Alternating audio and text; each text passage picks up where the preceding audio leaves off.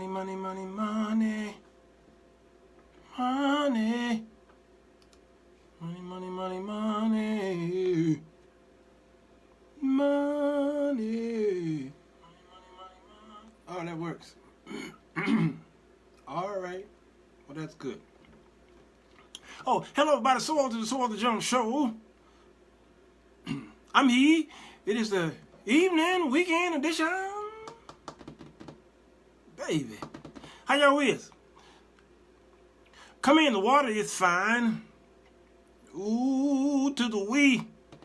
Ooh, to the wee, wee, wee, wee. Sherry Hagley, I'd like to see if I could talk about this show on the great Dr. Cindy Trimm.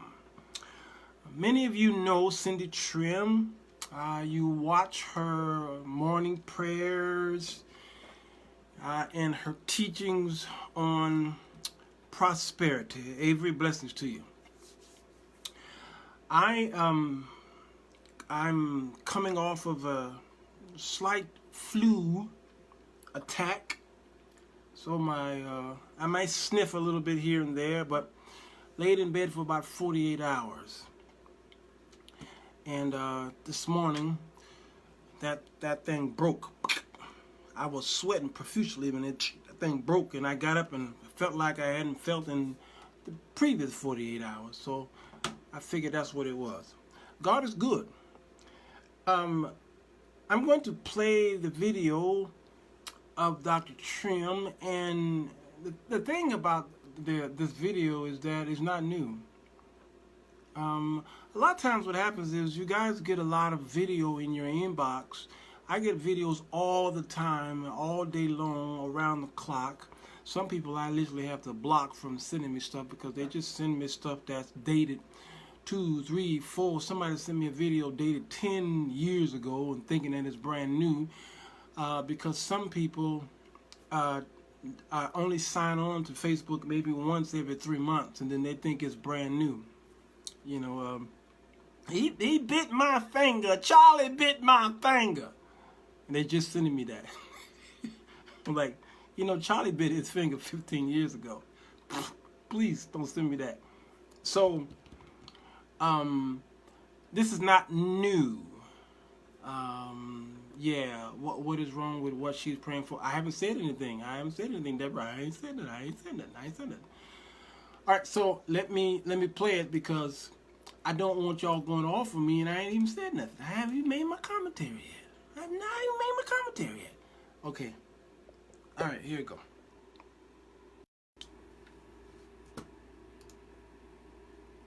A Bermudian. You Cindy Trimm, a Bermudian. You see, I made the decision. Nobody put a gun to my head. I made the decision to be single and to serve God for the rest of my life. And the other day, I changed my mind. I made the decision that I want to be married, and I want to be married to a Nigerian man. Make sure he is rich. I don't care if he's ugly. I don't care if he's fat. I don't care if he's short. Make sure that he's rich. People are marrying because of love. I'm marrying because of money.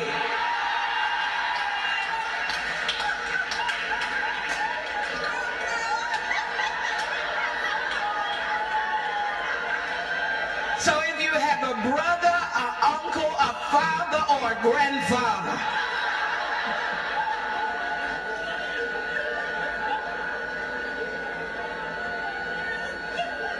I'm too old to talk about wanting somebody that's handsome. Are you with me? To me, that's frivolous. That's frivolous. I want someone that loves God. He don't have to preach, and he don't have to pray. I could do all the praying, baby. Give me your credit card and give me some money. All jokes aside, I love Nigerians though.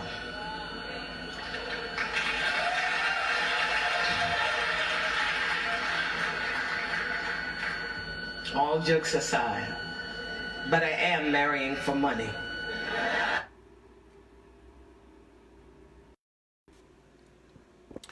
Okay, she kept saying all jokes aside, and I was waiting for when the jokes had stopped. I'm saying this because Deborah, yeah, I know you. You said you were just asking because of the topic. I think I have to go into this very carefully. How do you approach a porcupine? Very carefully.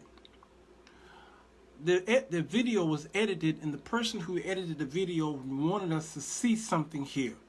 They wanted us to focus on her being a gold digger. All right? And if you look at the comments under the video, you'll see gold digger used quite a bit.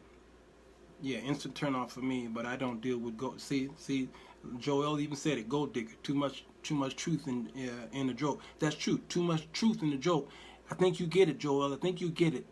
She's saying all jokes aside, but I was waiting for the all jokes to be aside because she said it about, 3 times. So the editor of the video wanted us to focus on the gold diggerness. Okay, now, I want to be transparent and honest by saying there is nothing wrong with a woman wanting a rich man, especially a Nigerian. Although I will say, it's those doggone Nigerians that keep hacking my email accounts. It's them Nigerians who keep asking, telling me that in these messages that their parents died in a hurricane and they just need $3 million forwarded to they're gonna forward it to my account. And if I could, and to cash the check, y'all receive them Nigerians, right? Yeah, those. So she want to marry those kind of guys. All right. So, Sherry said, "Am I a rich Nigerian?" So I don't think there's anything wrong with a woman wanting a rich man and a rich Nigerian. That's fine. You know, that's her prerogative. Now, here's the problem that I'm seeing in this teaching. And I'm going to play someone else's video because I'm going to show you how the world thinks one way that the church think. And I think that the church has caused many of us, especially African American women, to be, number one, silly, and to be hungry for knowledge and they can't find it, to be poor and feeble, and they chase men away. A lot of African American women who go to attend churches, and I'm gonna tell you why. I'm gonna use 3 words here, and I'm gonna show you why it's very dangerous what the African American women, you queens out there, what you're receiving in church. It's dangerous. That was her prerogative, and I keep telling y'all that I wish that y'all would stop airing and televising your events and your church services and what have you. But apparently this is something that she does, so she really didn't care, because of course these kind of videos get sent to myself and Larry Reed and maybe Dawson and maybe TV1, the former, what's his name, with the big head. Okay, it gets sent to us, and then we've got to come to a conclusion on the whole matter. All right, so a lot of African American women, and I'm not just today I'm speaking about y'all, other denominations, other women of other color and creeds and cultures. All right, they do what they do, but I'm talking to my queens because I communicate with them more so than anyone else. All right, I worship with them, go to the movies with them, I'm at the grocery store with them. I bump into them because I live in that circle, so I bump into more African American queens than I do Asians and Hispanics. So I can only talk to you because I worship with you. But notice the banter, notice the narrative. As she says she was dedicating her life to be single. That's a good goal too, to stay single and dedicate your life to the Lord. That takes a gift for some of you. All right, but there are many out there, I'm sure thousands out there who are not millions, who decided to dedicate themselves to the single life. I'm living the single life, okay? And then she says just the other day, again, I don't know when exactly that video aired, but she then decided that she was going to marry a rich man, her prerogative. She said I didn't care how ugly he is, how tall, short, old he is, her prerogative, okay? My problem is there are a lot of women in the audience who, and every time you open your mouth, they take every word as law. Are y'all hearing me? They take every word as law, like y'all do the scriptures. You take everything as law. And what you've done was you've taken old cultures and then you made it law, and then you put it in your today's charismatic church, and then you build denominations out of a culture of another people, and you made it your New Testament, your Gentile-ish, paganistic law. Okay, you took an old system that even God has ended, and you grabbed it and you took someone else's mail and you decided this is how life is going to be, and you created your own civilization in your churches. That's what you've done. Okay, so because you've done that, you have tainted the minds of many people who are struggling in a system that is oppressing them as a people, and then they are oppressed as a people in their churches. So when a woman wakes up every morning, even when a black man wakes up in the morning, he is automatically oppressed when he go outside. As soon as he get in his car, he is oppressed, and he is profiled while he's driving. He go into a China shop, and he goes into a Jewish shop, all right? He goes into a Caucasian shop, and he is oppressed. He is profiled, all right? He goes to the court, he is profiled, all right? He goes to the grocery store, he's profiled. And then when he goes to church, he is oppressed with bad teaching, all right?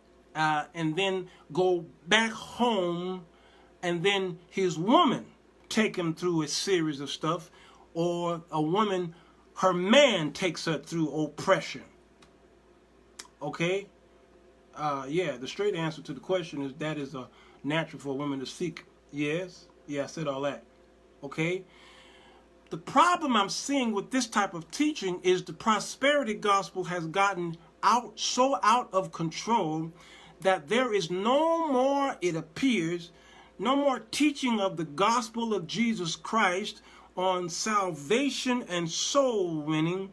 It is the men in the temple who are changing monies. And Jesus had to take care of that with a whip, all right? So what we're seeing in our churches today are money changers.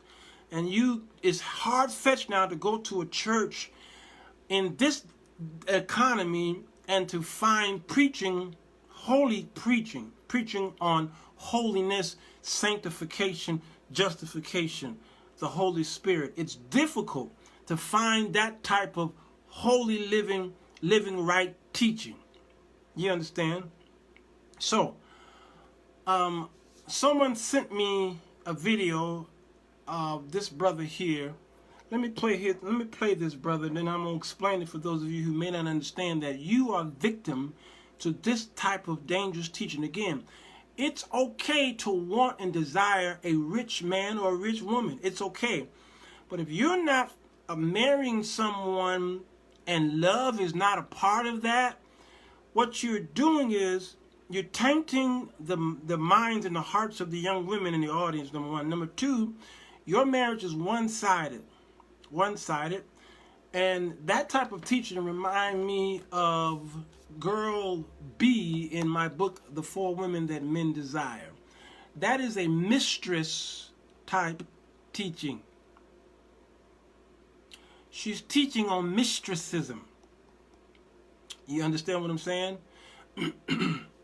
And so it's all about the Benjamins, and it's one-sided, and I'm afraid, unfortunately, that man who marries her, what happens if he goes broke? What happens if don't think because the man is rich that he's going to be rich tomorrow. You know how many rich people who had to file for bankruptcy because they lost it all? So now she's in there for money, not for love, and then the money runs dry. Now what's going to happen in that relationship? Number two, the relationship is one-sided. She's getting the money out of it. What is he getting out of it? She's pulling from him, and what can he get from it? You understand? Many folk do, want to hear about holy living. Yes, I agree. On the other hand, Mrs. Trimm has been caught on the air praying to Satan and his imps. She's a girl D, not a girl B. Well, I don't know if she's a girl D. I don't know. The girl Ds are not that easy to discover. You have to have a relationship with them. A girl B, yeah, you can see her right away. See, Deanne, she might be a girl D from your point of view, but the book says that men desire. Men see it. So it's what men see right away. So most men will look at her right now and they will diagnose her as being a girl B. You got to sit down and get to know her and date her for a while before you see, yeah, that's a girl D. All right? So now watch this. 90% of our music is detrimental to the black community. This is a video here that I want to play.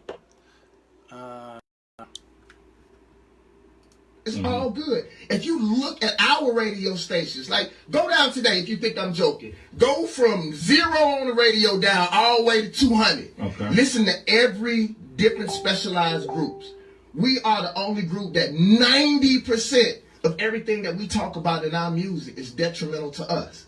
When we talk about bitches, we're not talking about women in general. We're talking about our women. Yeah. When we talk about niggas, we're talking about us. When we're talking about busting somebody in the head, shooting them, we're talking about us. So, like, at what point do we take control? And that's what I did with the God Box. I said, I can't tell those kids not to do something and it's not successful. I have to go and do it. You can't lead the people unless you can feed the people. So we can sit down and strategize and talk about what's best and criticize what other people do, but you have to show them better. Yeah. Black people learn by something that's called tacit knowledge. White people learn by explicit knowledge. They like to, read and, just make up stuff. We like to see examples. We like to see, think about most of our stories. They were sung to us. Yeah. People was showing you look up on the wall, like it was a picture of what the fuck they did back in the days. So, if we want these children to do better, because if you look at these kids, as much as people criticize these kids' music, we were the ones that told these kids money over everything. Yeah. It should have been get your money, but not over culture, not over our women, not at the detriment of our own people. So we got to be a better example. It's all good. Look. Okay. Y'all, I meant to tell you, excuse the language. That happens. But this is the world's theology, analogy of how we should.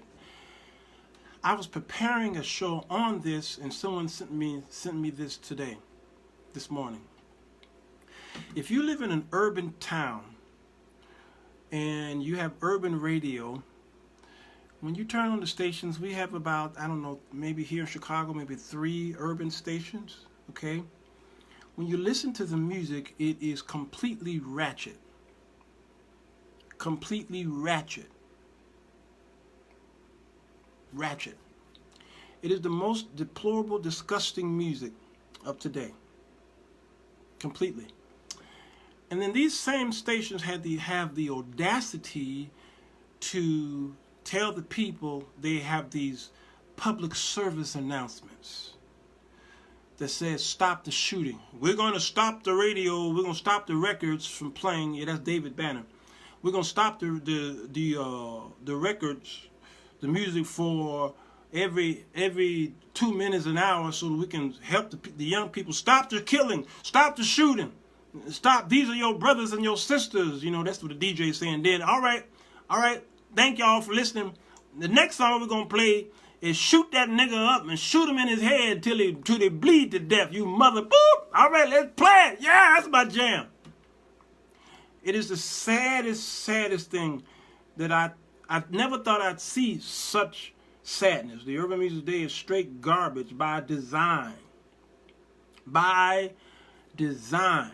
So this young man, in the midst of his mouth, potty mouth, there's a lot of truth even in the potty mouth. Notice he brought up 3 words, and what he just did was teach y'all or show y'all, and I've been doing it for the past thousands of videos, showing y'all how you learn in your church under your pastors and preachers and evangelists and prophets and apostles and all these people. You learn the same way that he was trying to explain to you.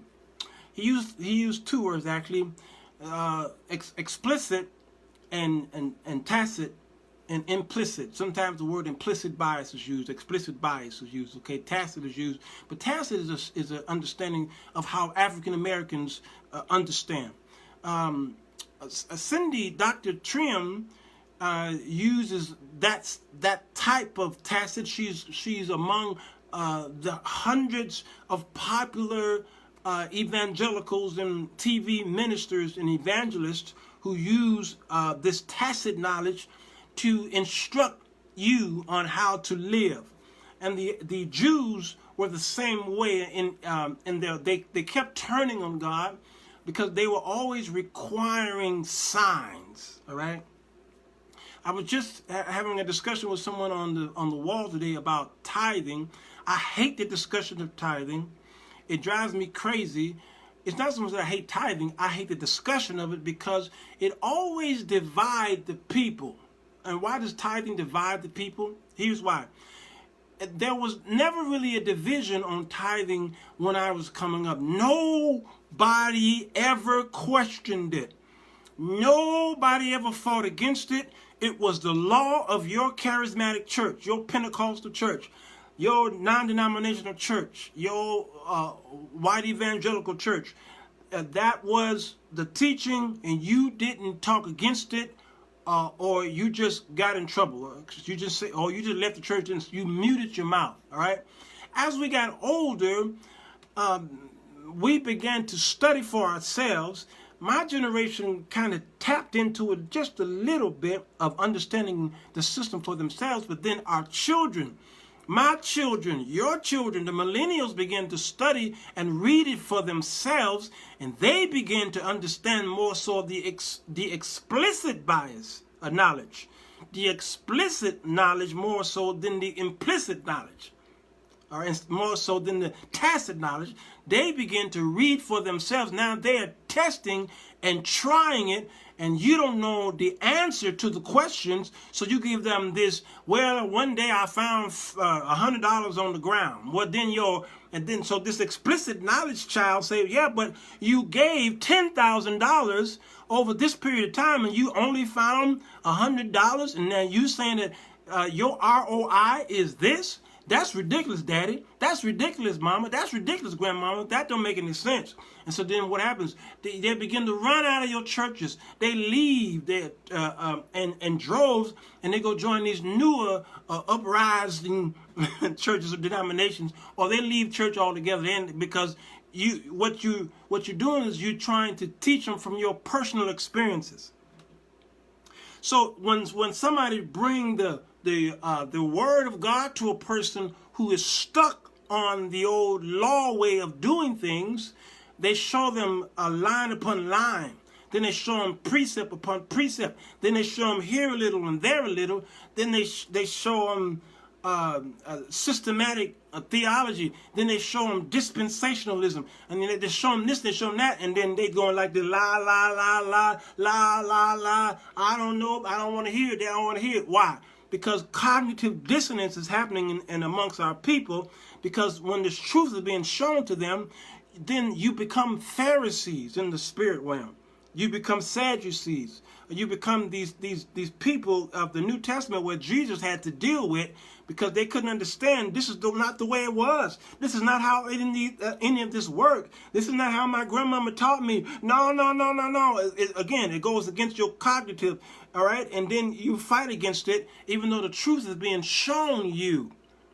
So you fight on the systems that you were raised up in your churches, and you lean on someone else's experience, never your experience. And this is why I'm going to be bold enough to say many of you have never had an awakening with God, a true spiritual experience, illumination with God, because you're still serving your fathers and your pastors' God.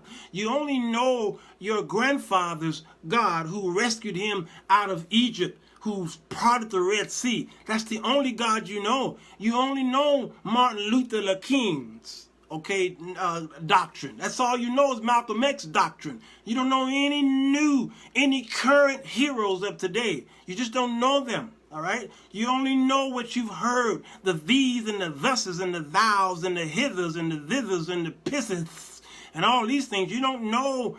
You never took some time and opened the scriptures for yourself. And the Catholics were not allowed to know this for themselves. They wrote it in Latin.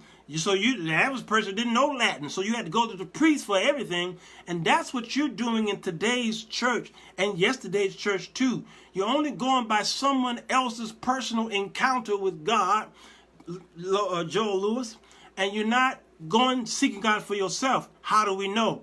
Because if I walk and talk with y'all Monday through Saturday, I never hear his name. You never act in your house or in the street, in the marketplace, on your job. You never act like that as you act in church. Understand?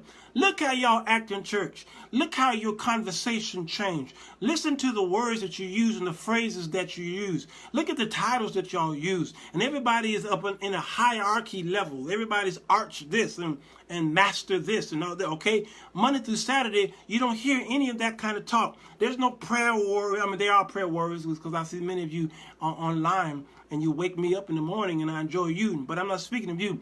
The average person who go to church and do all of the dancing and bucking and speaking in tongues, what have you, they do none of that all week long. None of that. Why? Because church is a place like a party. It's a place where people go and do that thing. And that's it. That's all that thing that's for. And then they go there and they're raped in a sense. They're financially raped in a sense because they always try to pry from you 10. Whatever a percentage of they pry from that. Number two, they make the church house more important, more sacred than your house at home. Do you not understanding that if your body is a temple of the Holy Ghost and your body is in your house at home, wouldn't your house be just as sacred as this building that you built for God when he told you? Who told? I built the whole world. I created the whole universe. What makes you think that I will dwell in a house made by man's hands? So don't you think your house is just as holy as the so-called church house that you built for God? If he said that your temple is the body of the Holy Ghost, wouldn't that be a place? Okay, so you go to this place and they extract 10% out of there. Then they extract missions and benevolence money out of there, and then they extract the guest speakers money out of there, and then they've got a hole in the ceiling and in the roof and the bathroom leaking, so they extract money out of there. Okay, now they leave you whatever's left, and they never show you what to do what's left. They always do the extracting from whatever you have, and then they tell you, all right, come back next week, we'll do the same thing. Come back next week. Because God getting ready to bless you for everything you did in this house. This house is more important. And then they go to Haggai chapter 1. They go to Haggai chapter 1 to show you that you doing things in your house, but you're not taking care of the house of God. And you got holes in your bags and holes in your pockets and all these things, okay? And they're trying to take an old thing, an old system. Well, God says, I don't need that house no more. And they're trying to regulate it to a house that they build. And they got this big, large mortgage on it. And God don't even own the house because Chase Bank owns it. Citicorp owns it. U.S. Bank owns it. J.P. Morgan owns it. Okay, all these banks own the building, so that's not even God's house because you don't even own it. So the money that they're extracting from you goes to these white rich banks So, and they can take it from you, and then you register as a 501c3, then they can take it from you again if you violate that. So that is not God's house. That is a brick and mortar place that you built so that we can be housed in something, so that we can be cool in the summertime and warm in the wintertime, and we don't get rained on. That's all that building is. It's just brick and mortar. That's it. So then they place people in there to extract this money from you, extract it from you, and they never show you and teach you what to do with the 90% that's left. And so I remember a few years ago, our church decided to purchase a program from Dave Ramsey to try and help the people do something with their money. So be good stewards of their money, how to do biblical principles in how to save and invest their monies. And when they asked for people to sign up for the Dave Ramsey program, nobody signed up. You heard crickets. Nobody wanted to sign up. But as soon as they called for the tithe and offerings, everybody stood up. Everybody wanted to give a sacrificial offering because they wanted something miraculous to happen in their houses at home, but they're not understanding that what you do with the 90% affects your house at home, not what you do with the 10 at church.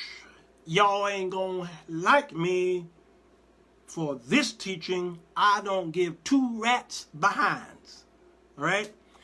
What you do with the 10% only helps the brick and mortar at church. What you do with the 90% helps your house at home, and what you do at home is waste it. So God is going to judge the church for extracting all of this money from poor widows and women, single mothers who are struggling on 2 and 3 jobs. They're being extracted, and they put the fear of having to give to a church house, and they go home and begging God, help me. Help us, God. We don't know what to do. My man left me with these kids. He won't pay no child support. I can't get no alimony. I got turned down for a bank loan. I can't even get public aid. And we're struggling. I got all these shut-off notices. And they can't even go back to the same church to ask them for help. And the pastor's going to say, my house is a house of prayer. This is not a place for bank loans. We don't give loans. Yet this woman has been giving and being extracted from for generations. Okay, her grandmama built that church, and now she's given to the church to maintain it, and she goes back to that church to ask for help, and they turn her away. God is going to judge y'all for this horrible teaching that you're giving. So then these African-American women, y'all turn on the TV and you see Peter Popoff and all these I call them midnight evangelists, who are selling these oils from the Mediterranean Sea. And if you look on TV and you look in the audience, it's mostly African-American women. So what's happening here? Black women, you're getting most of your financial advice from church and infomercials. Yeah, Sherry. Black women, you're getting most of your knowledge, most of your advice, be it whether it's spiritual or financial, from church and television and ratchet radio. That's it. It's called tacit knowledge. Matter of fact, let's go ahead and find out what that means. Let's find out what that means. I was trying to figure out how much I'm spending on food every week. How much am I spending on grocery, or how much I'm spending there and there, because I'm trying to get my finances back and pull it back together, because I got another book that's coming out in another week or two. All right. And I got to pull my money together so that I can get to promoting the second book. All right, this book has been out since Valentine's Day, and book 2. Now, are y'all hearing me? This came out February, March, April, May. 3 months later, I got another one getting ready to drop. 30 days, hopefully, after that, another one will be dropping. You understand what I'm saying? And I didn't get none of that help from church, advice from church. No. Why? because I understand the difference between tacit and explicit and implicit. All right, I'm looking at the statistics here. It says young adults' average weekly food spending is $173. That's not a month. That's every week. More than what older Americans say they spend. If you're watching right now, you probably spending $173 on food a week. And that's not food that you're putting in your refrigerator. That's McDonald's, Burger King, Wendy's, Papa Do's, and Applebee's, and all this stuff, okay? That's all that, coupled with some of the things that you probably need for the house, all right? That's an average of $173 a week, not including people who you have treated on your job, your friends. You took them out. Then you went to the movies and you paid $30 for popcorn and some cheese whiz. Yes, that's true. Tridana, that's true. She said, I believe it's because no one is grocery shopping and cooking. That's exactly what I'm saying. Yep. Deanne said, divide the number by 5. I'm cooking right now. I have been eating home-cooked meals every single day for months. Home-cooked meals. Why? One day, I sat down and I tallied it up and I says, Walter, okay, you're a single man. I get it. You're a businessman. You're an entrepreneur. I get it. You don't have time to be cooking at home. You're ripping and running and you're writing books and you just, sometimes I'm like, oh my God, I didn't even eat today. It's 10 o'clock at night and I forgot to eat. So yeah, I probably need a woman, who could, who I can marry and who can take care of the needs. That's why God told Adam, hey, it's not good for you to be alone. I get that. But you don't really have to have a woman to sit down and, map everything out. You don't need a woman for that, but it'd be nice. It'd be nice. So I said, Walter, you're spending too much money on Subway and Panda Express. And Popeye. Ooh, I felt that in my shando. Love that chicken from Popeye. I'm sorry, I had a moment. And KF to the C. Those wedges. Tell God thank you. Somebody said, tell God thank you. And then there's a greasy Church's chicken up the street. I know y'all abandon churches, but every now and then, churches bless me. All right. So I go to those places. I find myself going to those places every day. And Popeye's people, okay, every day. I said, Walter, you are a fool. You are the biggest fool that you speak against. So I had to pull that money back. I had to pull it in. The Popeye's chicken sandwich is awesome. See, Tridana. I had to pull it in. Had to reserve. Had to pull it in. Come on, Jermaine. Had to pull it in. And I said, Walter, you better either you're gonna hire a cook, or you got to buy some groceries and you got to get them cookbooks out. Go to YouTube and learn how to do this yourself. Take some time out. Shut down social media. Get your butt in their kitchen and get to cooking. Because you are crazy. And I've shut that stuff down. So now, if you do see a Subway sandwich wrapper around here, something like that, it's only because it might be a Sunday or a Saturday and I'm running and I don't have any time, so I run there real quick and get me a lunch. All right, that's it. But Monday through Friday, ain't no more fast foods for me. Rarely will you see me standing or parked in a Popeyes thingy. During the week, that is, because if you do see me during the week, there is because I absolutely had no time and I had to grab something to nourish me. But that's it. The biggest fool you speak against. Come on, boy. All right, so $173 a week.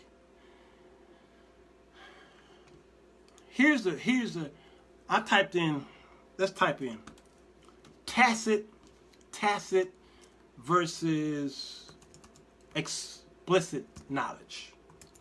For those of you who are using me as a Google sphere, all right, let's type that in. All right, explicit knowledge is explicit. Let's talk about explicit. Explicit knowledge is searchable information that can be easily found. I can stop right there. Do you not understanding, y'all? This is the Bible. Everything you hear from the pulpit can be easily tested and tried right here in your house. If not on your phone. I'm using my phone now because I can't show you. But on your phone, everything from the pulpit can be easily tested and tried. But you will not do it. You won't do it. You go to Acts, there's a group of people called the Berean people. They used explicit knowledge to test and try to see if that's really what God said and not what this guy, Paul, said, or one of the apostles. They tested it. So watch the beginning of that definition. It says, it's searchable information that can be easily found. You won't do it. Users can collaborate on the value and use of the knowledge. But on the other hand, tacit knowledge, T-A-C-I-T,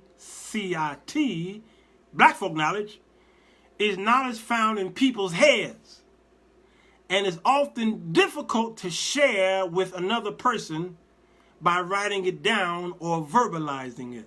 Oh, I don't think y'all getting this. Pastor sure did preach it, didn't he? He sure did. Did not our hearts burn? Oh, but we shouted him. Praise God, all good. So what did he preach about? Let me see. Well, he opened the Bible. And then he turned to the Old Testament. And then he read, I think he read out of Ezekiel. He did? Okay, what else? Well, it was in there where the guy was talking about the guy over there, and then the guy, and then, well, get the tape. But weren't you there? Yes. Didn't you say your heart burned? Yes. Was that not heartburn? No, my heart burned. Okay. So what was the text? Ezekiel. What number? Well, it was in there. So get the tape. But you were there. Why I got to get the tape? Well, because, you see what I'm saying? Here's what tacit knowledge says. I don't know, but he sure had church today. Here's what tacit knowledge says. Knowledge embedded in the human mind through experience and jobs.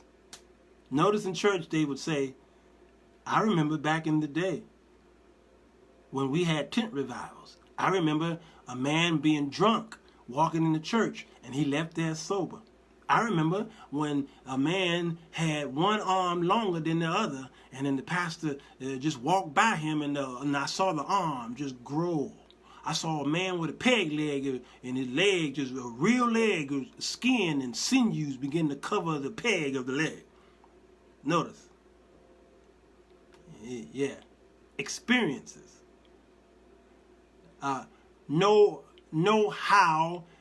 Know-how and learning embedded within the minds of people, personal wisdom and experience, context specific, more difficult to extract and codify. Tacit knowledge includes insights and intuitions. Ooh, I'm trying to tell you, that's how black people learn. That's what David Banner was saying. That's how y'all learn. You turn on that ratchet TV and ratchet music, and then y'all go to church, African American women especially, because most of y'all make up the church, and that's what y'all learn. Pastor told us this, told us that, but did you do it yourself? Did you take your hands and do it yourself? No, Pastor told me that they're going to do it. He hooped the ABCs and said, ooh, Lord, Joe, okay? Explicit. Here's what explicit says. Explicit knowledge codified and dignitized in books, documents, reports, memos. This is why black people are not in the stock market. You're afraid of explicit knowledge. This is why you're not in investments. Many of you don't even have life insurance, all right? You have no investment plans. You have no portfolios. You do not diversify. You're afraid to start a new business. You're afraid. You're afraid. You won't do it. You're afraid of explicit knowledge. Documented information that can facilitate action. Knowledge, what is easily identified, articulated, shared, and employed. So you go to church and they tell you, if you give this percentage of your money, miracles and magical things will happen. So church has become y'all's weekly Disney World. Magical things will happen. Magically delicious. Yes. Or what happened now and who is in the Lydia always come late. I can't even say her name. All right. So y'all looking for magical potions to happen, and it never do. It never do. And then you go back to the scene of the crime every week and then raise your children at the scene of the crime. So I'm not telling y'all stop going to church, because I go to church faithfully every week. I go to church and worship with everybody else, okay? But some of the Kool-Aid I don't drink. I don't. I believe in giving money, because if I'm going to go to a place of worship, now here's where a lot of the thumbs down on the YouTubes, I'm going to have to straighten them out because they hating this, all right? So let me get to a place where they can like me. They only going to like me for about 1 minute right here. For those of you who love your church, I love my church.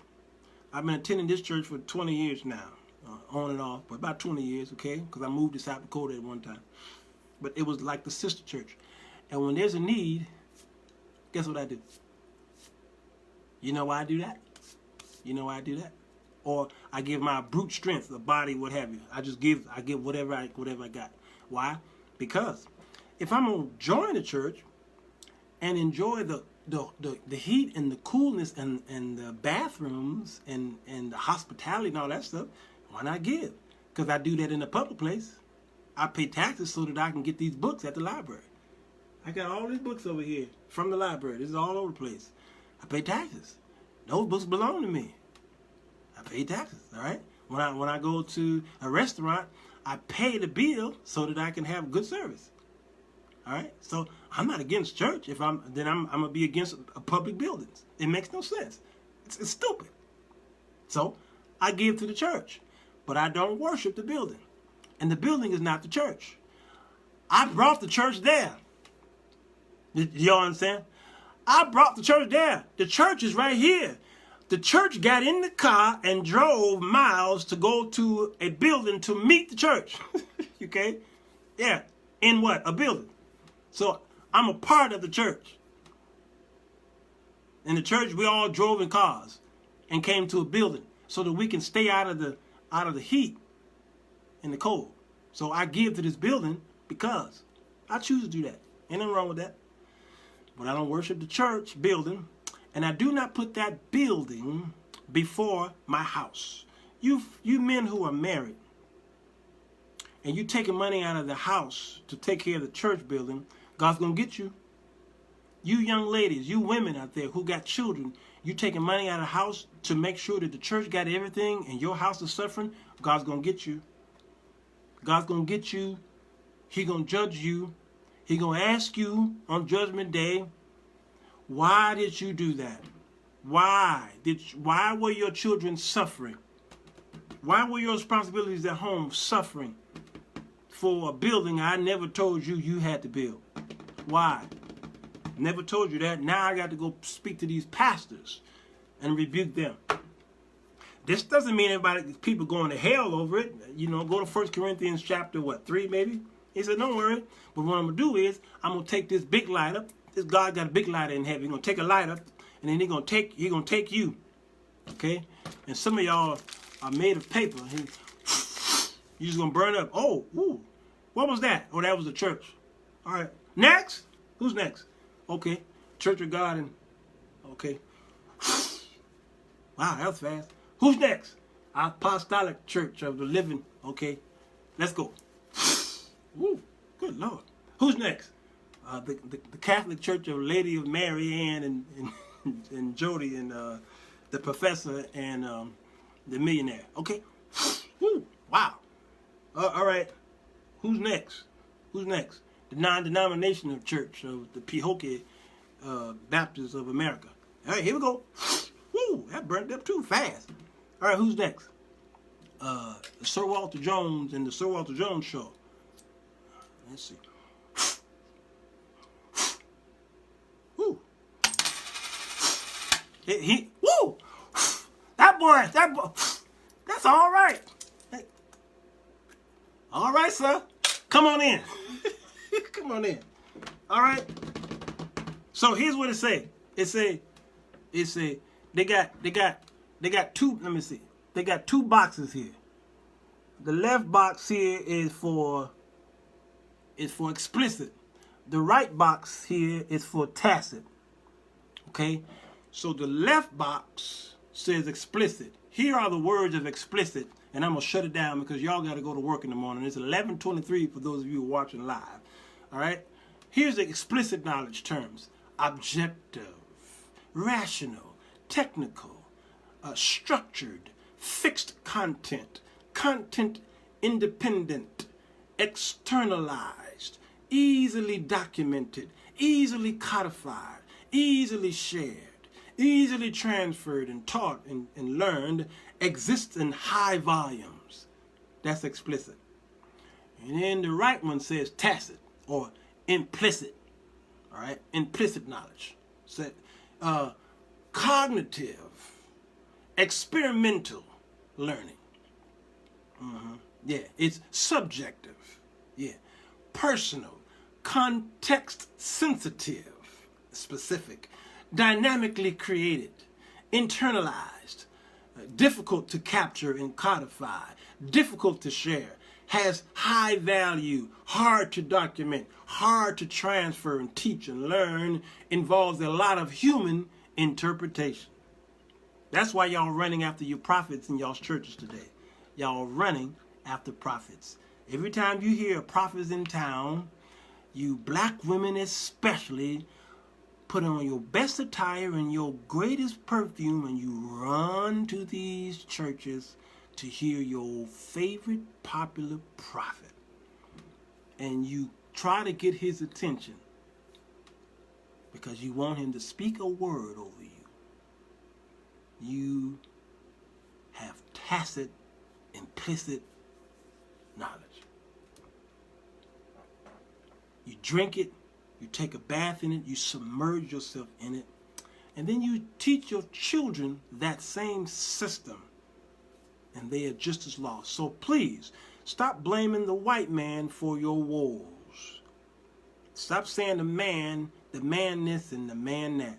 Stop.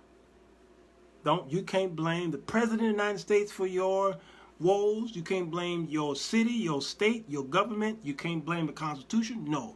You are responsible for pulling your own self up by your bootstraps. And learn to be a little more explicit. If our fathers had the material that we have today, they would be superheroes. They would be superheroes. They would be supermen and superwomen if they had Google and social media.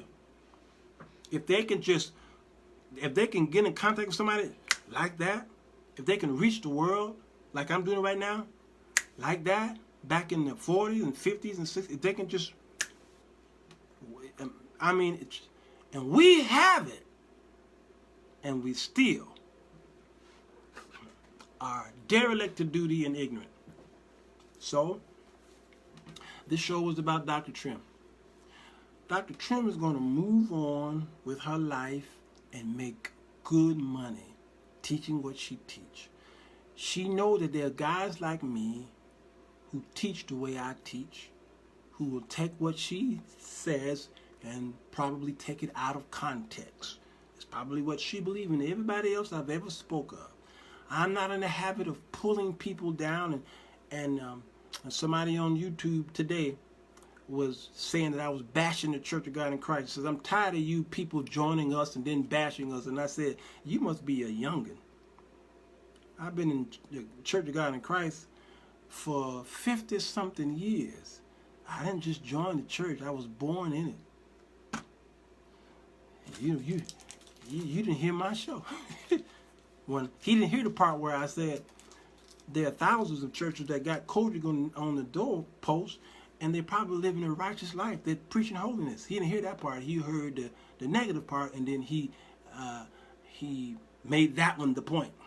And that's probably what's going to happen when Dr. Cindy Trimm people watch this show. They are going to and go in the comments, and they probably already did go in the comments until they got to this point. And then they're going to try to go and erase that part because they did that in the middle of the show. They went to the comments and tried to tear a hole in me. Now I'm speaking this right now that they're getting ready to go and edit their comments. They're either going to go harder on me or lighter, or they're going to leave it alone.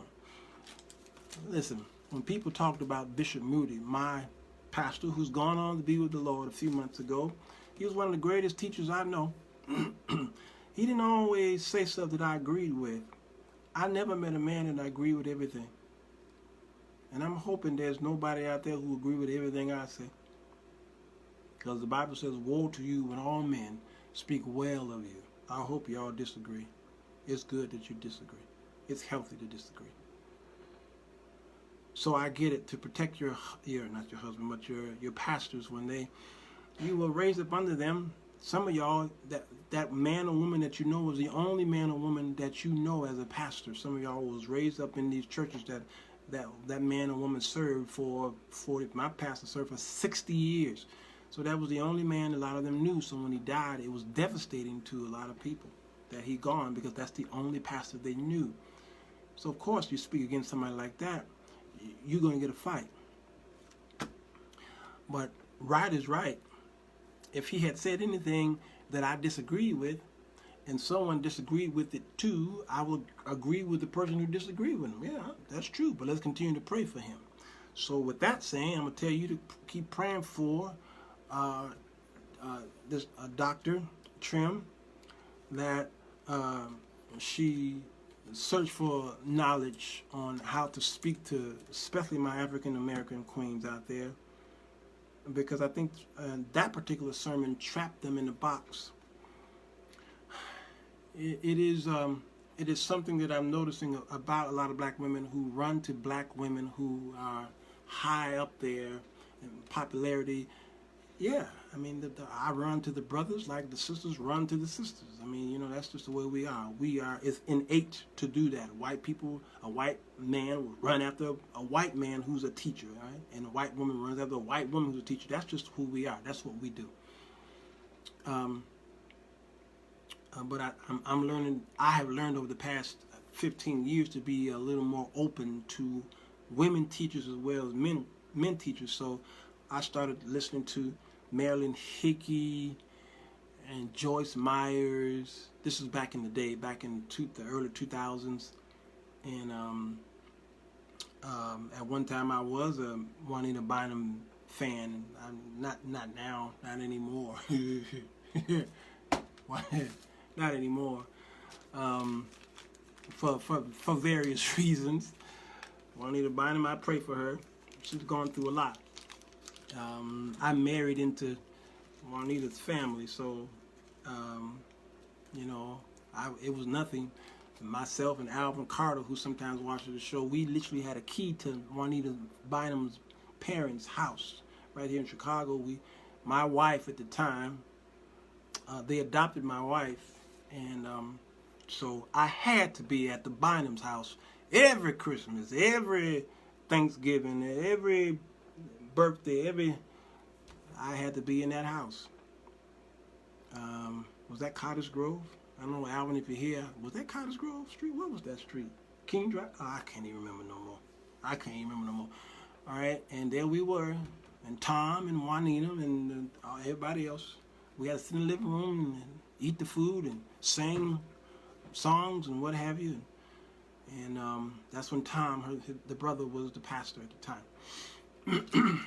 So, you know, these women, you know, I learned a lot from women preachers. I learned a lot of knowledge and wisdom from women preachers, and still today, I think some of our great teachers are women. They are. That you get banished from the island? Yeah, Sherry, I got banished. I got banished from that island. Some of our great teachers of today are women, especially African American women. And I think I probably listen more to women who are in business, especially black women who are in business. There's some amazing women CEOs out there who I listen to more so than I listen to the black women preacher. Because that black woman CEO, the knowledge that she has takes me to another place, a place higher that handles my business dealings, my entrepreneur mentality, and how to raise my children in way and investment and diversifying. The black women who are in business, they've shown me a lot. I have, what is her name? The Budgetnista. What's her name? The Budgetnista woman. I pay her every month. I'm part of her membership site. Every month. What is her name, y'all? Faithfully. For months. If not a couple years. Budget. What is that girl name? I'm kind of embarrassed. What's her name, y'all? I listen to her a lot. I love to hear black women teach. Tiffany. Yes, Tiffany. Well, how you say her name? Alice? She's amazing. So I don't throw out my sisters. I think God has blessed them to teach both men and women to be great. And then my spiritual life, though, I will lean on, you know, Mother Moody at our church. Some of the mothers at our church, you know, they're great teachers, and I learn a lot from them. And so those of you who may have come on here thinking that I'm bashing a woman, nope. You apparently don't know me. No, not at all. I periodically do book reviews on Tuesdays, and a lot of these books are from women who've written books. One here, Deanne Matthews is here. I reviewed her book. She's an amazing teacher. She was an editor, I believe, for a newspaper down there in California. She's the biggest nerd friend that I have. She's the biggest nerd. She's the biggest nerd in American history. And I lean on her to get those big words that I can't express myself a lot. And I go to Deanne to see if I could figure out some of these big words that I don't. When I read some of her stuff, I've got to pull out the dictionary, the encyclopedia. I got to Google. How could a woman have that kind of knowledge floating in her head like that? She could just spit it out like that. The Lord has blessed her. Who else? Shantae Charles is another woman who's got so much knowledge on her people. She knows more about her people than her people know about her people. I mean, it's just amazing how she just spits that knowledge out.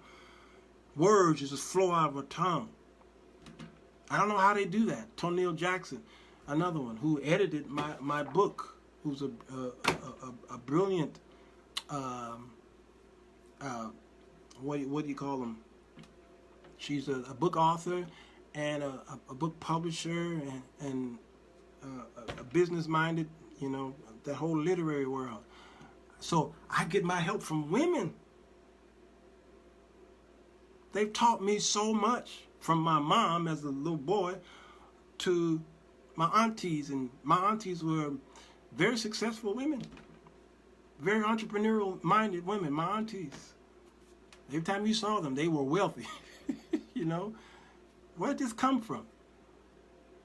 So y'all listen. So I'm not bashing women whatsoever. I lean on them and I glean from them, and they help me, and then I turn around and pour back into them whatever they need.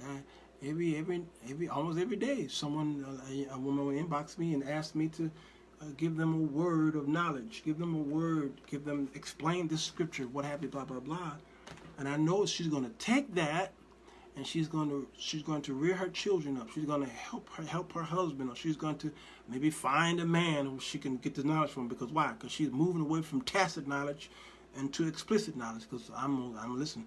Here's what I believe the word says, but here's what I ask you to do. Go to the scriptures for yourself and read it. Don't listen to what I'm saying. I'm gonna show you the map. Now you get in the car and drive. That's the best way of learning. All right. That's right, Victoria. Tonil Jackson, author and literary extraordinaire. I'm glad you mentioned that. Victoria Dubose. I call her Dubois. She is, y'all see this book right here? This is Emily Post. I'm the biggest nerd y'all can ever find in a black man. This is the Emily Post etiquette book. Okay, a guide to modern manners. You see how thick this book is? Victoria Dubose could have wrote this book with her eyes closed.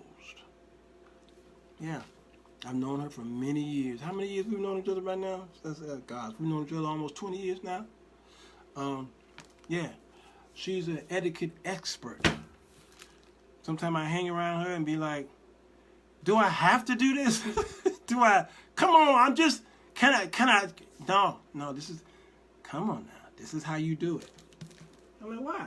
Why you always got to remind me is because you still got to live in society, and these people are watching you, looking at you, and how you properly present yourself will determine your stance or your future with these people, or the lack thereof. Or, people who are, go to these job interviews any kind of way.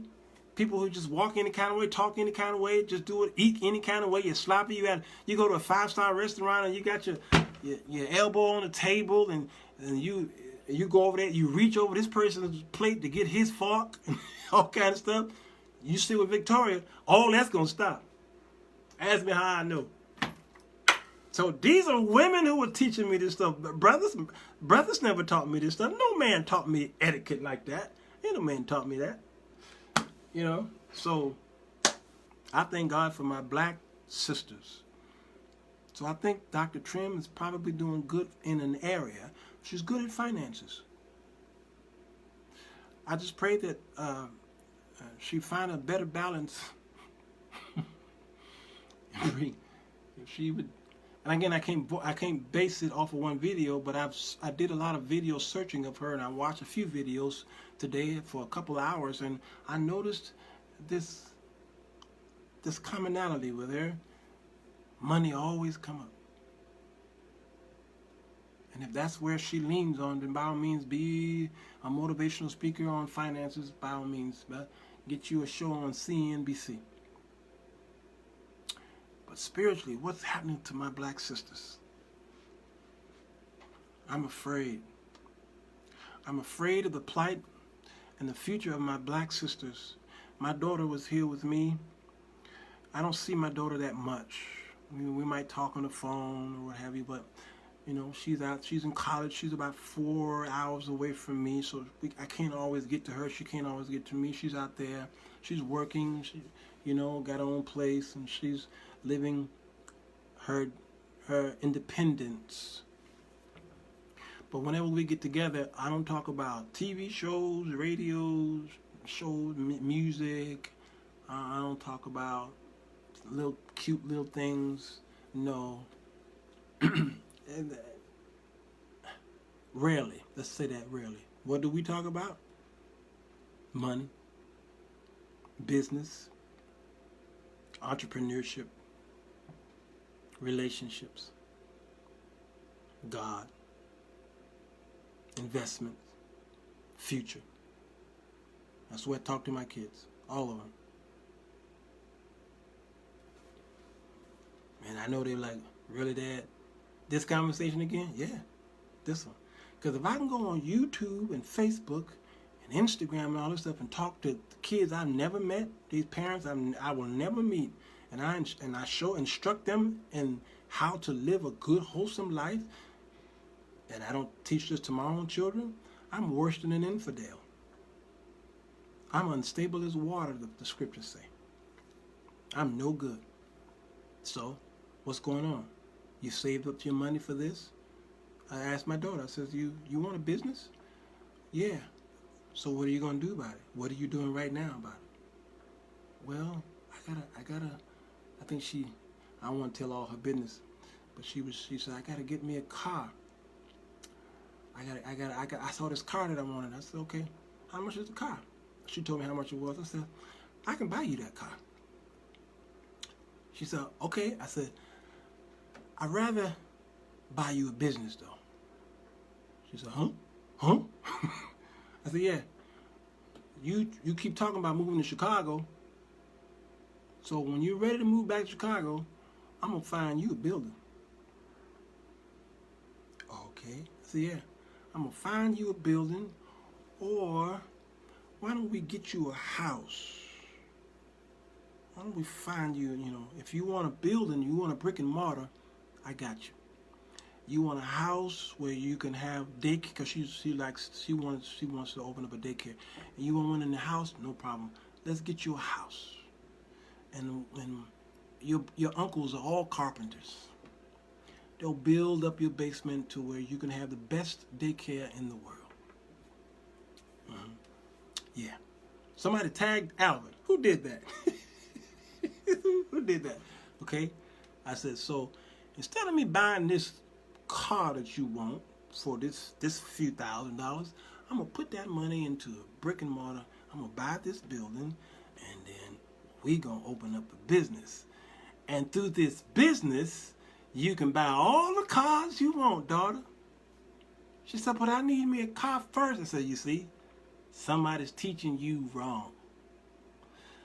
I says, at that time we were up north, driving up north. I said, baby girl, look out the window. Look around. I said, do you not realize that the average person that live in these houses probably don't have a car? And they can buy me and you and this car 6 times? I says, I travel to New York a lot. I love New York. And they don't own cars. They ride, rich people ride the subway. And if they got a car, they rarely drive it.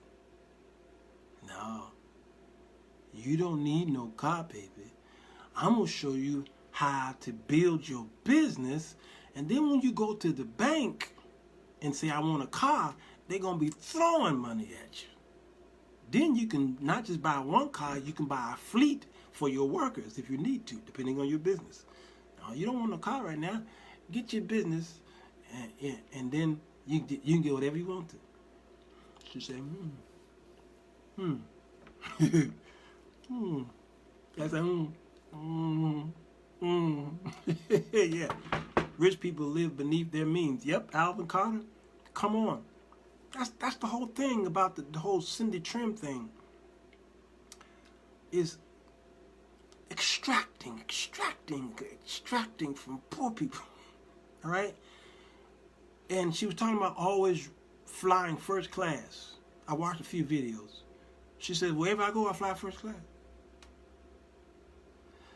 And the more she talked about the good life, I'm looking at these poor people listening to her, thinking that now these people are getting ready to go broke so they can be like her. So, riding in coach is beneath them. And it cost them $1,000 more to ride in first class when they could have used that money to invest it. Again, I go back to Bishop Carlos Moody. Bishop Carlos Moody was the presiding, that president of the International Missions Department of an organization that's got 6.5 million people in it. That's the Church of God in Christ. He was the man at the top of the helm. So he was world's mission. Whenever that man would travel out of the country, and he's put the church in 90 countries right now. Whenever that man travels out of town, guess how he traveled? like this. Like this. You know, y'all know, like, you know, you don't sit in first class and you like this. He traveled like this. World mission, on his way to some European country. Like this. And every blue moon, his body is so tired that the Lord will bless him where they will give him a first class seat. Every blue moon. And he would testify about, oh my God, I sat on first class the other day. That was a big thing for him.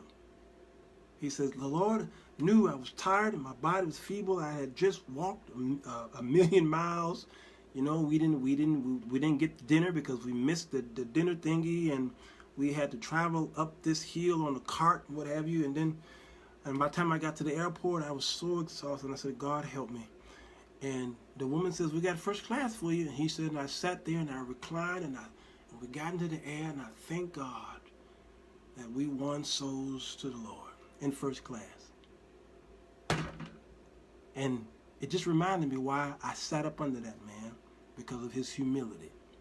But yet, you see these evangelists who they talk about first class like it's peanuts. Yeah, extracting so they can love in extravagance. So Alvin Carter is right. They live beneath. You don't. If it's difficult to really find a wealthy person. Rich people, yeah, you can find them all over the place. But wealthy people, you don't know they're wealthy. They don't show you they're wealthy. I lived among them for years. I didn't know they were wealthy. They dress worse than what I'm dressing right now. Worse. Faded blue jeans with the holes in it and regular gym shoes. They didn't have them Air Nikes. No, they didn't wear them Air Nikes. No. They walked up and down the streets like a bum. You ain't know. The wealthiest man, one of the wealthiest men in the world, ride around in a car that's 20 years old. I think he hit the car. What's his name? What's the guy? What's the old man's name who gave all the Microsoft guy gave all those $1 billion to, or vice versa? What is his name? He live in the same house he been living in for umpteen years. You go to this place, just modest. And they asked him, why don't you buy a new car? He says it makes no financial sense. No investment. Thank you, Dan. Warren Buffett. They said you should buy a new car. He says, John Butler, he says, why buy a new car? It makes no financial sense. It makes no investment sense to buy a new car. He said, why? And I'm going to say this, shut it down, because it's been an hour and 17 minutes. He said, why buy a new car?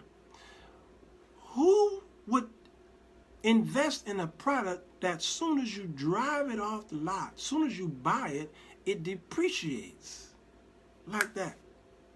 Who would invest, what educated investor would ever invest in a product that drops in value as soon as you purchase it? The depreciating asset, Sherry. He says, who does that? They said, but you're a billionaire. He says, yes, I can afford hundreds of these, but it makes no investment sense. Why? Because he's on another mental plane. It's not about the money, it's about the mentality. Tacit versus explicit. Implicit, okay? Tacit, implicit versus explicit. It makes no sense up here. Financially, physically, you can just throw your money and give it, yes, but if you keep doing that, all it takes is little small things that you're doing to throw away money. Before you know it, you're broke. Look at these NBA players who millions of dollars of money is thrown at them under these contracts, and then after their contract is over, they broke. MC Hammer, broke. TLC, broke. Tony Braxton, broke. Okay? Look at all these people went into bankruptcy. Why? Implicit. The experience of building wealth creates a different set of Yes, the tacit knowledge. Yes, it does. Mm-hmm. Yeah. So, what do you find wealthy people doing every day? They're doing this. You see this right here? They shut that off. Yes, Henshield, Mike Tyson. Yep. They shut that off. They don't watch TV. They do this. Every day they're reading every day. Notice you talk to any wealthy person. I ain't talking about these rich folks. Wealthy people, they read every day. Every day. And every now and then they'll turn on CNBC or Bloomberg, Fox, Business News, PBS, Market Report. I know all of them because I watch them all every day. The popular newspapers, okay? The Wall Street Journal. Every day. And then they wake up every morning about 4 or 5 o'clock in the morning. Every morning. They work out. They eat healthy. Okay? That's their every day. That's what they do. And then they go to bed early. Mm-hmm. And then they stay wealthy. And they teach. I said I was going to go. I got to say this. I was invited to a wedding. The backstory, though, is the young lady whose son was getting married. She belongs to my church. Known her for 20 years. I took her out on a date. She worked for a very wealthy man, who I see on, at that time, he came on Fox News, the local Fox News here every morning. They give the stock market report. I said, why I know this man? Okay. So I took the woman out on a date. She took me to, she was at work because she worked for him. And so I picked her up at the job, which was this man's house. And I says, I thought I knew you. Wealthy man. He gives me the stock market report before I even joined the stocks and before I even knew anything about that stuff. I watch this man every morning. All right. I wrote a song for their new baby. This was, I don't know, seemed like 18 years ago. Yeah, I don't know. Anyway, so we moved on with our lives. So now the young lady's son's getting married a couple of weeks ago, and I was invited to sing. I came to the wedding. I'm sitting down, getting ready to do my part. I look over to my right, and there he is. That wealthy man. Same man, he and his brother, they wear ponytails. If you ever watch CNBC, they wear these ponytails. They look like twin brothers. All right? I said, oh, I got to get a picture with him. I went over there, and there's his $2 and his wife sitting there. I said, y'all know me? Do y'all remember me? Yes, you're Walter Jones. I was the famous one. I'm like, you don't understand. Do you know who you are? She's standing there. Remember the song I wrote for the baby. Now, the baby now, that brand new baby is now 16, 17, 18 years old, okay? So I took a picture. We took a picture of each other, and I went and sat back down. I did my part in the wedding. I went to the reception, and whose table am I sitting at? The wealthy man, all right? Sitting at the table, here's my point. We're talking about sports, and I'm not really into a lot of sports, but some teams I do enjoy, so, you know, I'm joining in where I can, okay, all right? And then I says, hey, I hear that Uber, I think, did I bring up Uber? It's getting ready to offer stock options, and I brought up Disney. Disney getting ready to drop its streaming to be in competition with Netflix and Amazon Prime and what have you. And many of you don't know that Disney owns Hulu. Okay, so Disney owns Hulu. All right, it's the greatest upset. So Disney is offering their new streaming drops in, I don't know, August, maybe November, I can't remember, for less than the rest of all of these streaming services. And they're like, how can they do that? Well, they own Hulu. You don't understand. This is a double indemnity. That's another story. As soon as I brought up the stock talk, he began to talk and he was interrupted by his teenage daughter. And she began to spit out financial talk. She began to spit out all kind of graphs was coming out of her mouth and projections and tips, and I mean she just was, and she was talking about, and then Uber is doing, and I'm like, what? Wait, slow down, little girl. And I grabbed my pen. I said, hold up. Now rewind that thing. Now I don't know how old is she. She might have been 17. I think. I said, well, hold up, back up. Now, the father who do this every day, he had a chicken bone in his mouth, and he like, yeah, and the daughter interrupted him. He just turned around and kept eating. He figured she got it. And she going over, and I'm doing, hold on, slow down, baby girl. Slow down, baby girl. Now what happened? Now how much is in pork rinds? It's like, blah, blah, blah, blah, blah, blah. And then it made a lot of sense to me. Explicit. You see, wealthy people, from the time that little baby is born, they pour that stuff in those kids. Explicit knowledge. They show it to them. Notice the word coddling popped up in the definition. They take these kids to the job. They teach them this. They show them this. They let them fail. When I worked with a rich family, they owned the hotels in town in South Dakota, and they made the kids work in the hotel. Be the bus boy, the bell boy. Be the one that makes the bed. Now be the one that do the bookkeeping.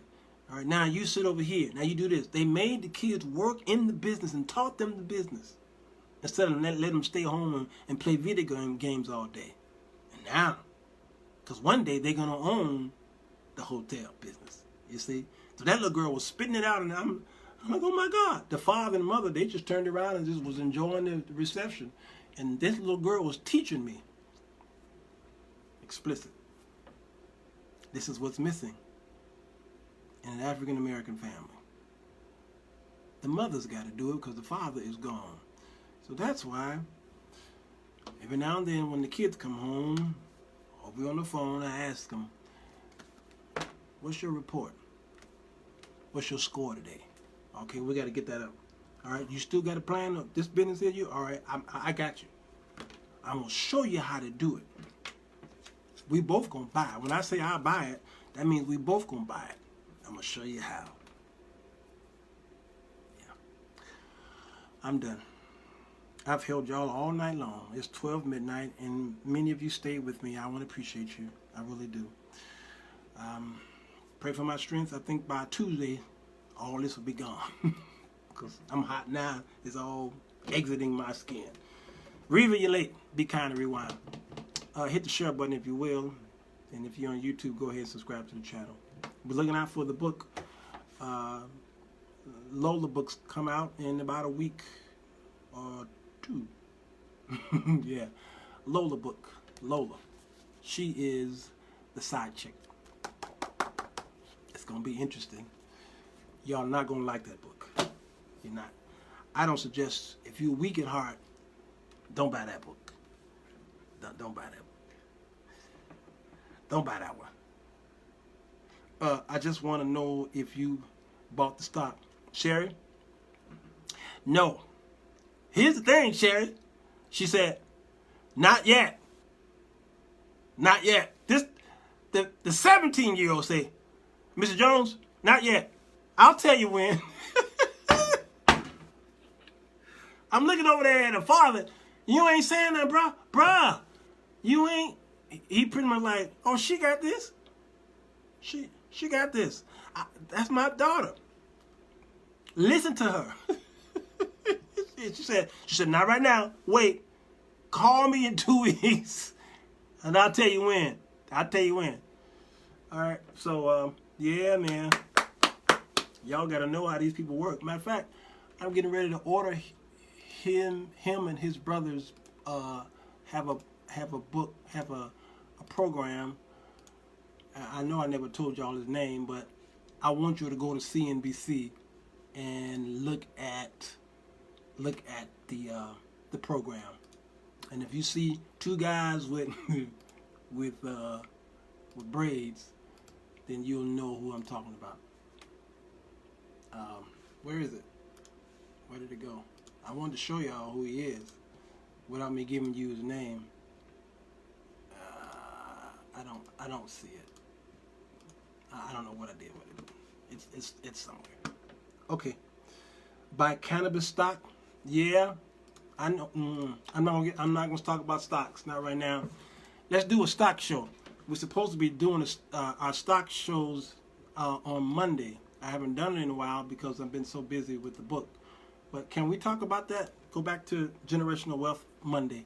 Let's go back to that and we can kind of help some people out, because I'm actually doing an online course for Men's Chronicles.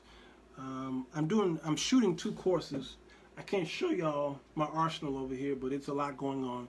I'm shooting 2 courses. The first course is the Men's Chronicles, A Woman's Guide to Men, an online course on how to understand men. All right, it's going to be probably in 7 modules. Very important things that I'm going to say in there. And number 2, I'm shooting a course on how to study your Bible. Very, very, extremely important. Why am I shooting these courses? Not that I might be wealthy. Absolutely not. Am I charging for them? You best believe your bottom dollar I am. Absolutely. Yes, I am. Do I plan on getting rid from them? No. So many of those courses I'm sure I'm going to give away. Yes, I am.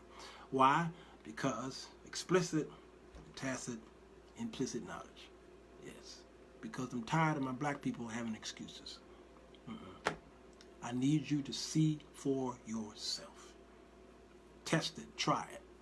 Trust it, but verify. All right? Everybody say trust, but verify. I know that was the great words of Ronald Reagan or whoever said it. It still reigns true. Trust your preacher, but verify. Let that be the last words in the comments. YouTube, Facebook, say it with me. Trust, but verify. I gotta go. Hey, Alexa, say goodnight to the people. Good night. Hope you had a great day. I did. Aw, thank you, baby. Oh, that's my woman.